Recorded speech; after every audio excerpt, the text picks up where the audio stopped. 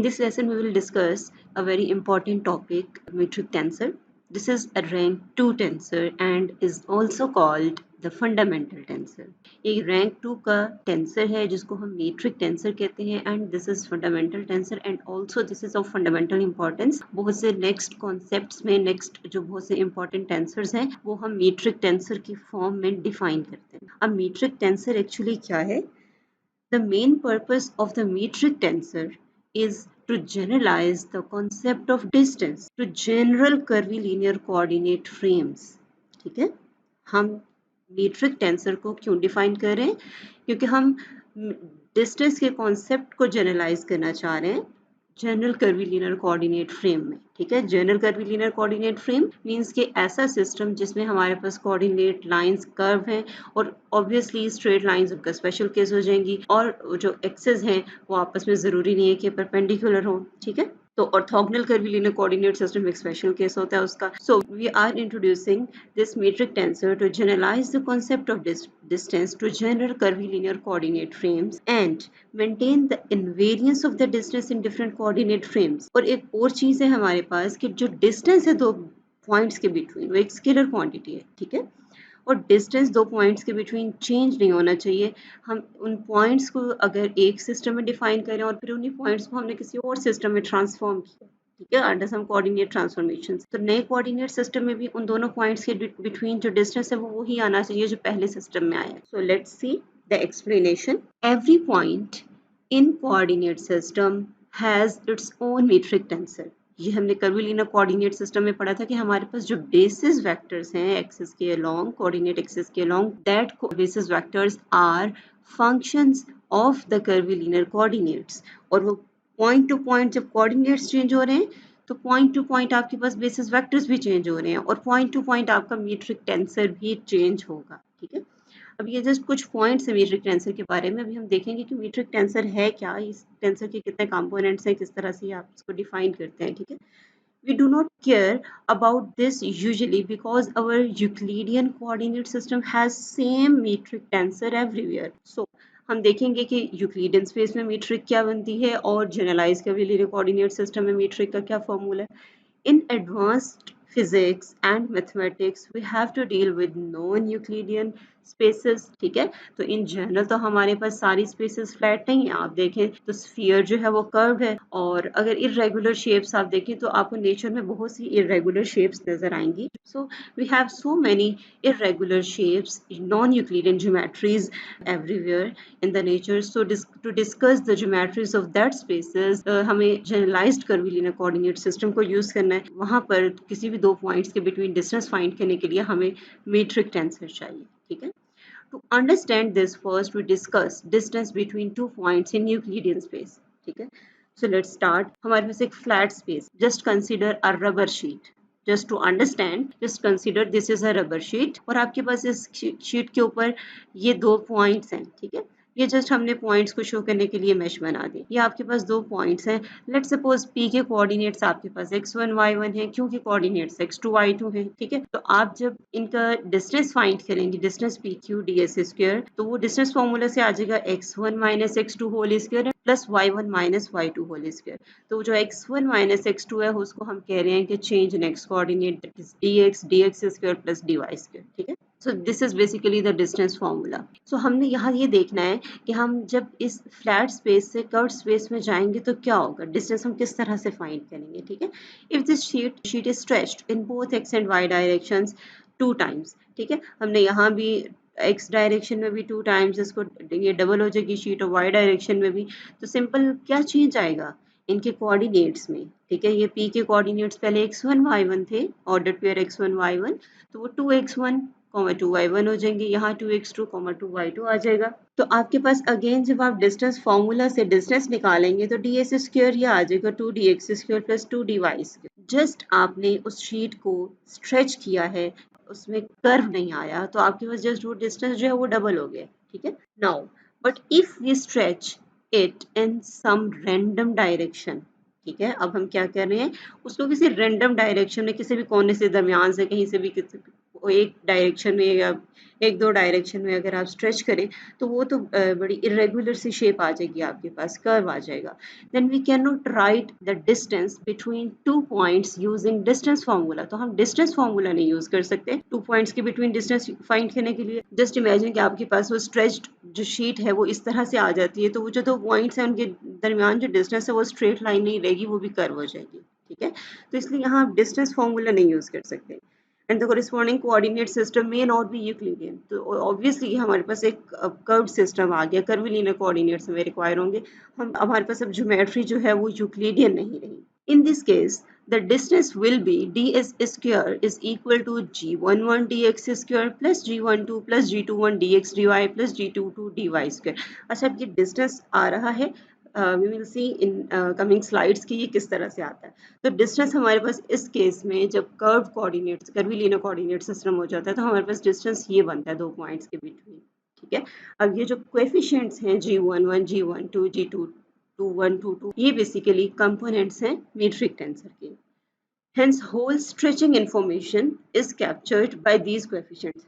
हम वो शीट को डिस्कस कर रहे थे कि पहले वो फ्लैट थी, फिर हमने उसको इस तरह से रेगुलर शेप में स्ट्रेच किया तो वो कर्व्ड आ गई। तो उस केस में जो दो पॉइंट्स के बिटवीन डिस्टेंस है वो ये बनता है। ठीक है, तो वो जो एक्चुअली ये जो कोएफिशिएंट्स हैं वो हमें बता रहे हैं स्ट्रेचिंग इन्फॉर्मेशन इनके अंदर स्टोर हो रही है। ठीक है, furthermore this information is stored in the form of tensor called the metric tensor। see here another explanation। और अब हम देखेंगे कि वो हमारे पास वो जो डिस्टेंस है ये आता कैसे है। ठीक है, let's see, consider a vector v such that v vector आपके पास है v1 e1 hat plus v2 e2 hat। एक सिस्टम है, ठीक है, जिसके कोऑर्डिनेट एक्सिस के लॉन्ग जो बेसिस वेक्टर्स हैं वो e1 hat और e2 hat है। और से एक्साई सिस्टम, ठीक है, एक्साई सिस्टम में आपके पास जो बेसिस वेक्टर्स हैं वो e1 hat और e2 hat है। और एक्साई सिस्टम में हमारे पास v वेक्टर आ रहा है v1 e1 hat plus v2 e2 hat components form में। And in tilde system this is e1 tilde hat and this is e2 tilde hat। वो tilde system में क्या आ जाएगा, v vector is equal to v1 tilde e1 tilde hat plus v2 tilde e2 tilde hat। ठीक है, यहाँ तक just हमने क्या किया कि हमने दो सिस्टम्स लिए हैं।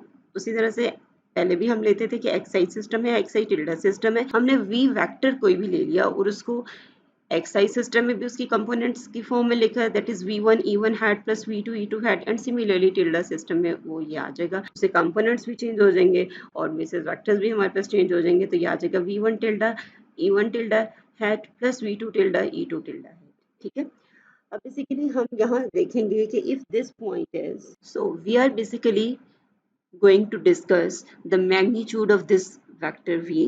ठीक है, वो ये लेंथ आ जाएगी आपके पास OP if this point is O and this is P। ठीक है, तो हम उस डिस्टेंस को डिस्कस करेंगे एक्साई सिस्टम में भी और एक्साई टिल्डा सिस्टम में। So magnitude of v is equals to v dot v and which is equals to this v vector, उसे कंपोनेंट फॉर्म में लिख दें दिस डॉट दिस। तो जब आप डॉट प्रोडक्ट लेंगे एक दफ़ा सारी टर्म्स को लिखते हैं, इसकी हर टर्म को इन दोनों टर्म्स के साथ मल्टीप्लाई कर दें। ठीक है, अब हम जो एक्स आई सिस्टम ले रहे हैं वो हम ऑर्थोनॉर्मल सिस्टम ले रहे हैं।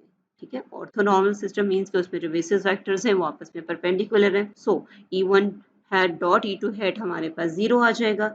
तो ये रह जाएंगी दो टर्म्स हमारे पास v1 square and plus v2 square. e1 hat dot e1 hat is 1 and e2 hat dot e2 hat is 1। ठीक है, ऑर्थोनॉर्मल मीन्स कि हमारे पास बेसिस वेक्टर्स आपस में परपेंडिकुलर भी हैं और उनका इटसेल्फ जो मैग्नीट्यूड है या अपने साथ जो डॉट प्रोडक्ट है वो 1 है। ठीक है, वो यूनिट वेक्टर्स हैं। सो कोरिस्पॉन्डिंग मीट्रिक आपके पास क्या आ जाएगी 1 0 0 1। जो इसके साथ कंपोनेंट्स आएंगे ना वो बेसिकली हमारे पास मीट्रिक टेंसर के कंपोनेंट्स हैं। और ये जो प्रोडक्ट्स आ रहे हैं ये नेक्स्ट स्लाइड्स में हम देखेंगे कि ये जो हमारे पास डॉट प्रोडक्ट्स हैं बेसिस वेक्टर्स के, ये डिफाइन करते हैं मीट्रिक टेंसर को। ठीक है, e1 hat dot e1 hat is g11, e1 hat dot e2 hat is g12 and similarly this is also g21, ये कंपोनेंट 2 टाइम्स आ रहा है। ठीक है, एंड दिस इज g22। तो यहाँ ये जो चीजें हैं ये आपके पास मीट्रिक टेंसर डिफाइन कर देती हैं, that is 1 0 0 1 in this case. And similarly in tilde system we have magnitude of v is equal to this. अब वहाँ पर जो आपने इन एक्साई टिल्डा सिस्टम आपने लिखा था v vector, that is v1 tilde e1 tilde hat and plus v2 tilde e2 tilde hat, उस vector की फॉर्म में दोनों v डॉट v लें तो आपके पास ये सारी टर्म्स आ जाएंगी। ठीक है, जस्ट सी दिस पिक्चर। ठीक है, ये जो आपके पास फिगर है इसको देखें, ये जो वेक्टर E1 हैट है, E1 टिल्डा हैट है, ठीक है, हम इसको ले सकते हैं ये कोई भी वेक्टर है in this xi system where the basis vectors are E1 hat and E2 hat, so that E1 tilde hat is a linear combination of these basis vectors, and similarly E2 tilde hat is also a linear combination of these basis vectors. If we consider these E1 tilde hat and E2 tilde hat, these are just an arbitrary vectors in xi system, ठीक है, तो हम इनको xi system के basis vectors के linear combination में लिख सकते हैं, तो ये आ जाएगा E1 tilde hat is equals to C1 E1 hat plus C2 E2 hat, and similarly E2 tilde hat is equals to C3 E1 hat plus C4 E2 hat. और ये हमने क्यों लिखा है, हम देखेंगे कि E1 tilde hat dot E2 tilde hat क्या बनता है, क्योंकि हमारे पास जो xi सिस्टम था वो ऑर्थोनॉर्मल था, बट जो टिल्डा सिस्टम है वो ऑर्थोनॉर्मल नहीं है, ठीक है,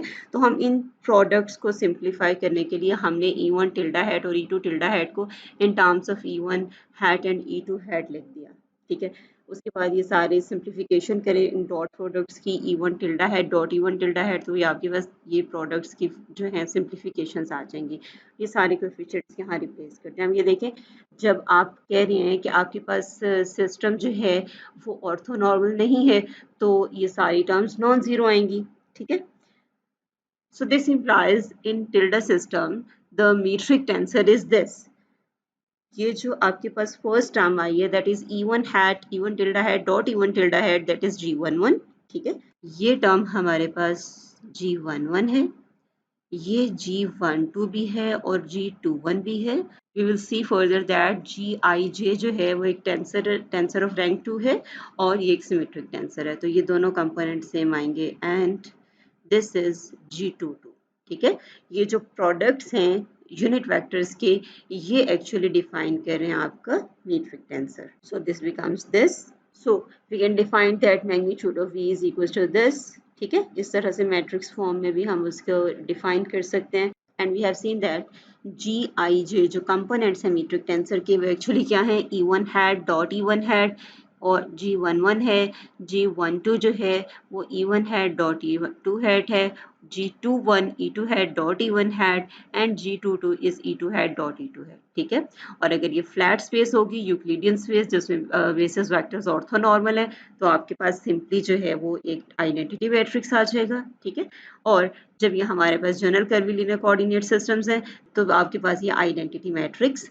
नहीं आएगा, ठीक है, और टिल्डा सिस्टम में ये हमारे पास आया था, ये हमने लिख दिया, सो Gij जो G के कंपोनेंट्स हैं इन जनरल हम लिख सकते हैं that is EI hat dot EJ hat in xi system and Gij tilde is equals to EI tilde hat dot EJ tilde hat in tilde. Next, see that Gij is a covariant tensor of rank 2.